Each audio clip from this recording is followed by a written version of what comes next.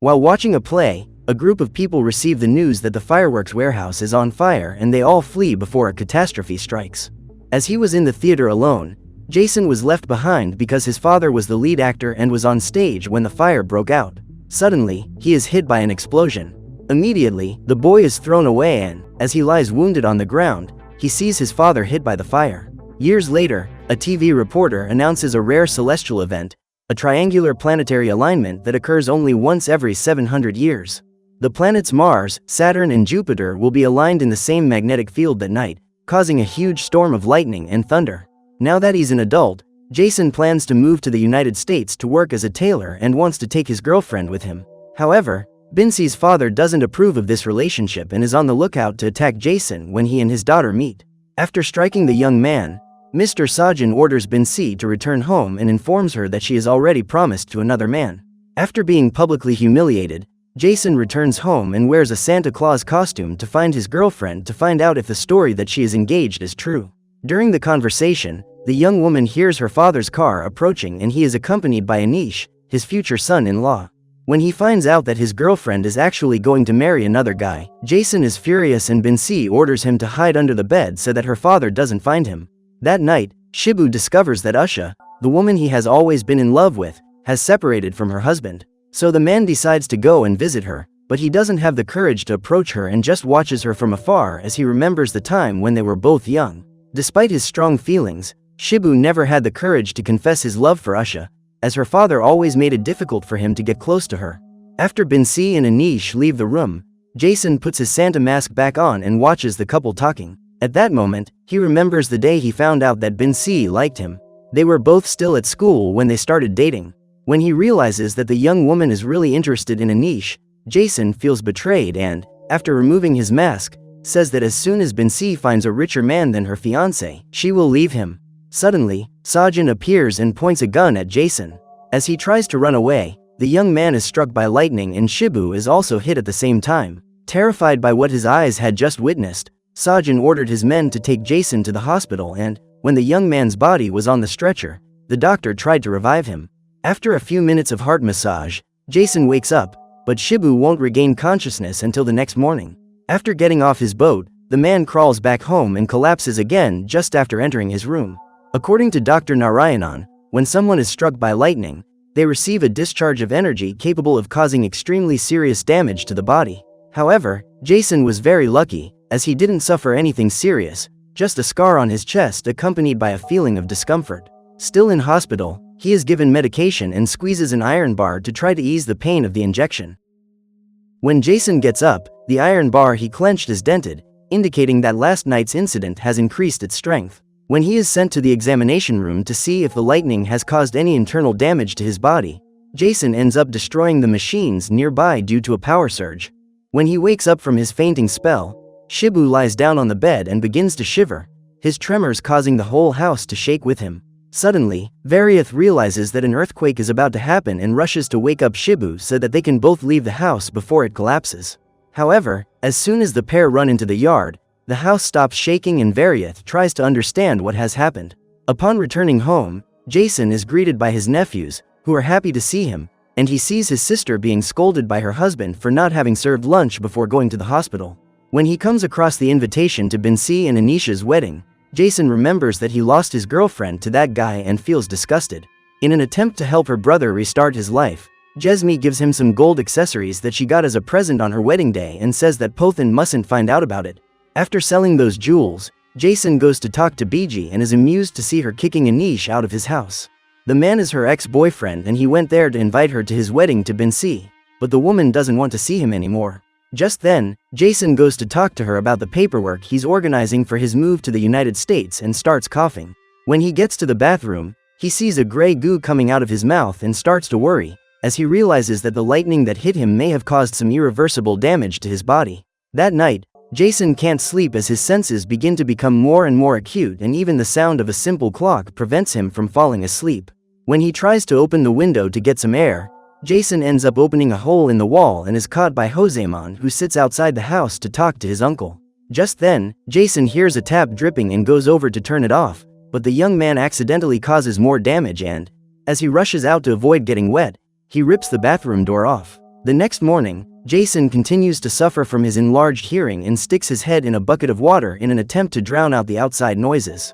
Worried about his brother, Jesme invites him to breakfast and, when he discovers that Jason has eaten his food, Pothin is furious.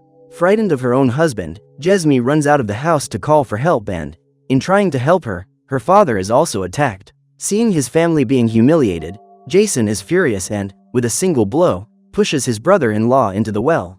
When he discovers that his uncle was able to send his bully father to hospital, Josémon comes to the conclusion that he gained superpowers when he was struck by lightning and goes to the school library to find some information that confirms his theory. In the meantime, Shibu also begins to discover how to use his new abilities and realizes that he is able to move objects with the power of his hands, as well as having acquired superhuman strength. After hearing about his nephew's discoveries, Jason realizes that he really does have the potential to become a superhero and starts training his skills to find out how far his powers go. While Jason uses his gifts to show off to his friends and family, Shibu gathers the self-confidence he needs to finally propose to Usha after so many years.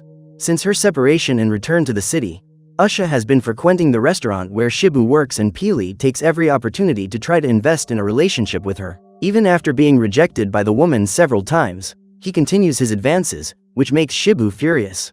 Then, one day, as soon as Usha leaves the restaurant, the man decides to take action and uses his superpowers to teach his boss a lesson. He then decides to go to Usha's house to deliver the umbrella she forgot at the restaurant and helps her help her daughter, who is suffering from a serious health problem. A few days after applying for a passport, Jason learns that his application has been denied and goes to the police station to find out why.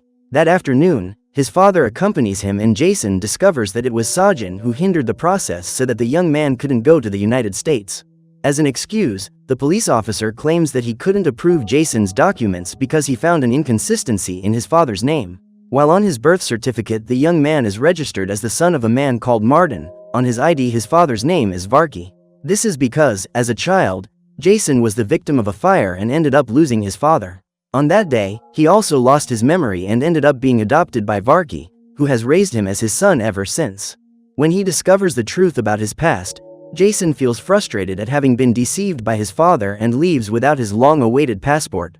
Upon arriving at the hospital, Shibu discovers that Usha's daughter needs emergency surgery that will cost a lot of money and the woman can't afford it.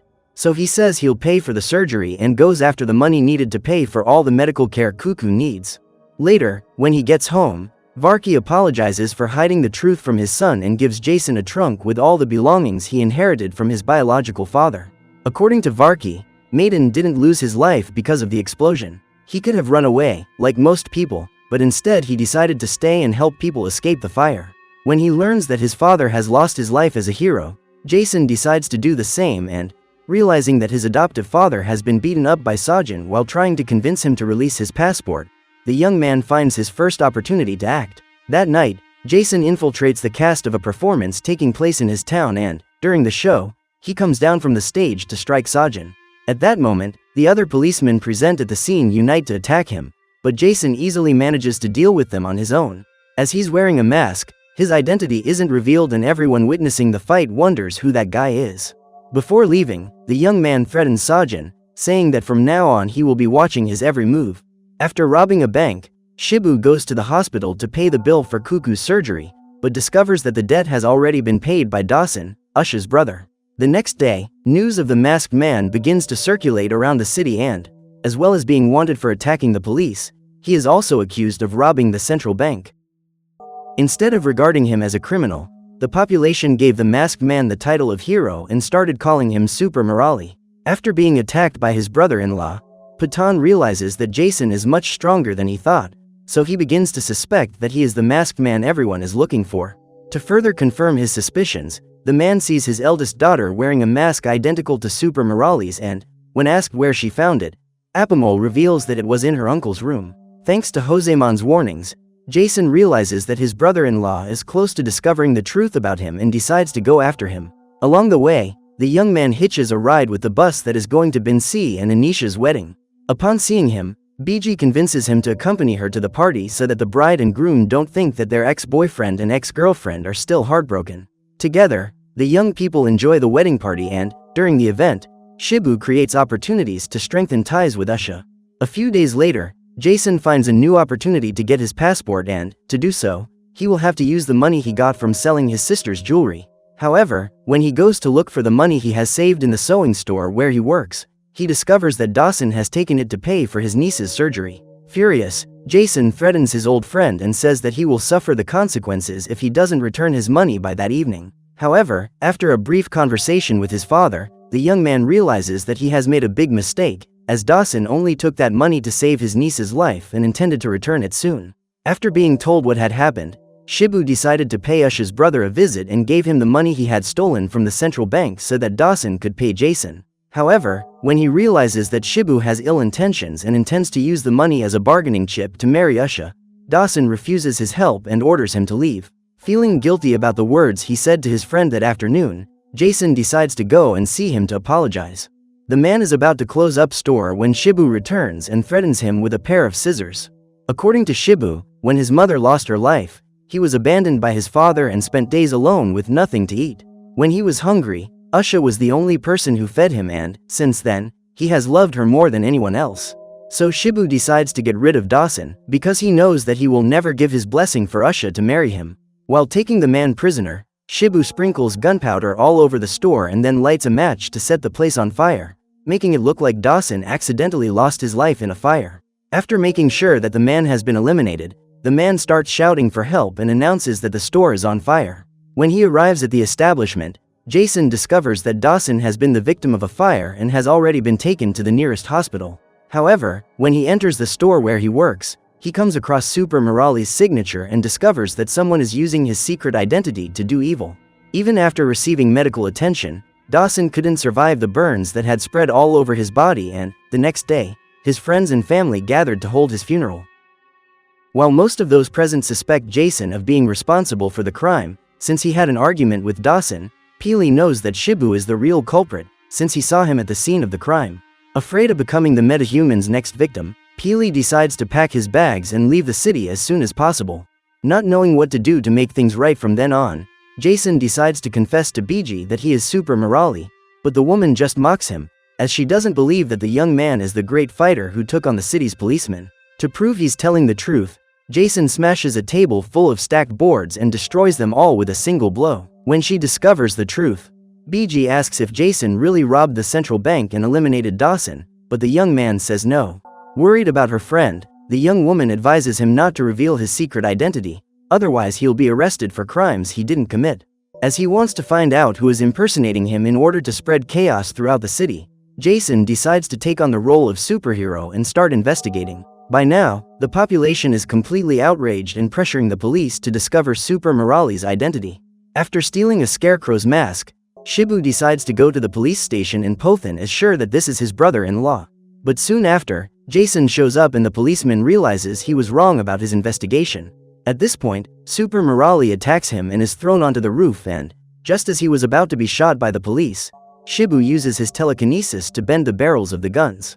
Witnessing the man's power, all the officers, including Sajin, cower and walk away, letting the criminal go unharmed. The truth is that he went there to steal the tape containing the security camera recordings from Dawson's store, but before Shibu could complete his objective, Jason appeared using a piece of cloth to hide his face and ran off with the tape. Thanks to his incredible physical ability, he manages to run at high speed, but Shibu keeps up with him and they both begin a chase through the city.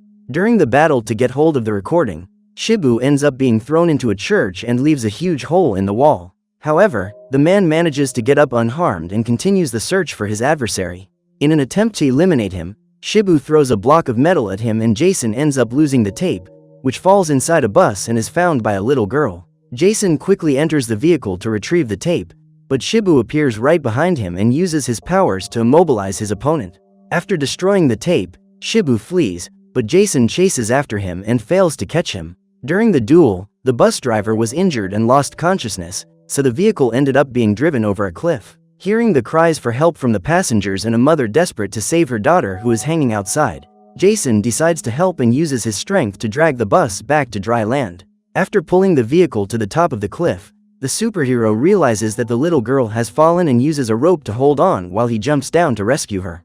During the fall, Jason grabs the girl and manages to get her back to the top. When the young girl is safe in her mother's arms, Super Murali leaves his signature on the bus to let everyone know that there is an imposter trying to tarnish his name. Thanks to this heroic act, Super Murali's image was restored and Jason decided to make a superhero costume. As time goes by, Shibu continues to use his superpowers to benefit himself and harm others in the name of Super Murali. Seeing his reputation at risk of being tarnished, Jason decides to continue the investigation and finds a clue that points to Shibu as an imposter. In the meantime, Shibu investigates the list of patients who attended the city hospital on the day he was struck by lightning and discovers that Jason also experienced the same thing that day. Now that they both know each other's identity, Shibu decides to try a peaceful approach and guarantees that he won't create any more problems if Jason agrees to forget about their rivalry. While talking, the pair notice a strange movement and soon realize that they are being surrounded by the town's residents. Thanks to the testimony of Peely, who ended up returning to the city, the police discovered that Shibu has superpowers and is threatening the inhabitants. When he realizes he's in trouble, the man orders Jason to leave and uses his powers to protect himself from the stones thrown by the people who want to see him arrested. However, while he is distracted creating his protective barrier, Shibu is attacked from behind and throws the police car at his enemies. On the way home, Jason comes across his brother-in-law and other police officers who have come to arrest him. Thanks to his investigation, Patan comes to the conclusion that his wife's brother is the real Super Murali and puts him behind bars. Even though he has the chance to escape, Jason agrees to be taken away by the police without putting up any resistance. Unlike Shibu, who runs to his house to get his things and escape. But when he gets there, he runs into Usha and realizes that the woman has found his drawings. When she realizes that Shibu has always been in love with her, Usha decides to give him a chance, but the man knows that it is now too late, as there is a crowd of angry people approaching his house at that moment. He decides to fight back in order to protect the woman he loves and have the chance to be by her side. However, while the man is fending off the invaders with his powers, one of the torches ends up falling on the roof of the house and, as she is distracted watching the battle through the window, Usha doesn't notice the fire in time to escape. When he realizes that the woman is in danger, Shibu runs to try to protect her, as he knows there is a powder keg in her house. Unfortunately, however, he can't get there in time and an explosion occurs, taking the lives of Usha and Cuckoo.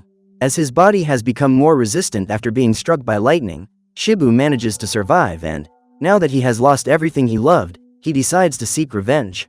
The following week, while the whole town is gathered in an amusement park, Shibu plants some explosives hidden in various corners of the place and starts dancing as he sees people fleeing in panic. Then the man begins the second part of his plan, but ends up being caught by Biji, who decides to follow him to find out what Shibu is up to. At that moment, Jason is being held in one of the police station cells and, when he is informed of what has happened, Sajin decides to release him, because he knows that this young man is the only one capable of facing Shibu as an equal. Trying to open the bars, Sajin can't find the right key to unlock the padlock, so Jason uses his bare hands to pry the bar off. After spreading terror and causing chaos among the residents of his village, Shibu traps them all in cages and sets off countless explosives to destroy each of those cells. However, when the place where Josemon is being held was about to explode, the fire in the fuse goes out and, after breaking down the bars, everyone manages to escape. At this point, Shibu invades the tower and, upon reaching the top floor, is thrown down by Super Murali. To his surprise, Shibu says he was already waiting for Jason to arrive and the two start a duel to prove their strength. After getting rid of his enemy's telekinesis, Jason begins to react and lands numerous blows to his opponent's head. Thanks to his new powers, Shibu gets up and Jason is hit by countless gigantic rocks that his opponent sends his way in an attempt to eliminate him. Even when he seems to have the upper hand, Jason ends up being hit by the objects Shibu throws in his direction and is trapped by a giant cross. After almost losing his life by smashing into a wall, the young man feels exhausted and can barely stand up when he sees his opponent approaching. Even though he knows this is the end of him, Jason asks Shibu not to hurt those innocent people. Furious at the young man's request, Shibu says he will burn everything, just as happened did with Usha and Cuckoo. After saying this, the man hits Jason on the head until he passes out and then leaves. Soon after, the church bell ends up falling on Jason and, just as it's about to be finished, the young man manages to get up, awakening his telekinesis powers just like Shibu. Seeing the bell being thrown in his direction, the criminal uses 2 rocks to protect himself, but Jason appears shortly afterwards and starts hitting him until their strength is cancelled out. In an attempt to eliminate the young man once and for all, Shibu sends a spear to hit him in the back, But Jason manages to dodge the attack and continues the battle until he has the chance to catch that spear in the air and use it to pierce Shibu's body. When they realize that the villain has been defeated for good, the villagers approach and applaud Super Morali for his bravery. Weeks after saving his town, Jason manages to get his passport, but decides not to leave India, as he believes he has been chosen to protect the people from the threats that lie ahead. So what did you think of this movie? Leave it in the comments below.